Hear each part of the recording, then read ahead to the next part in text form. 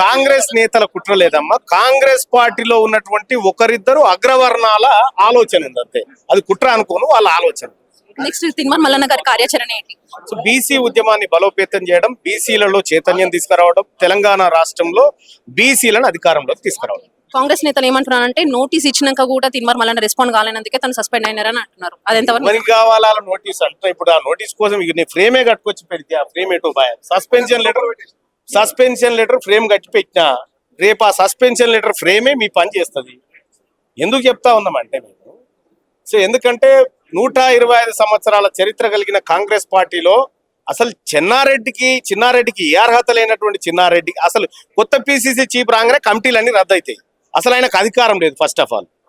ఎందుకంటే ఈ తెలివి లేకుండా ఆ పోస్టులలో కూర్చొని వాళ్ళకి ఇష్టం వచ్చింది జారీ చేసుకుంటుంటే ఈ తీన్మార్ మల్లన్న భయపడుకుంటుండే పరిస్థితులను అయితే లేడు.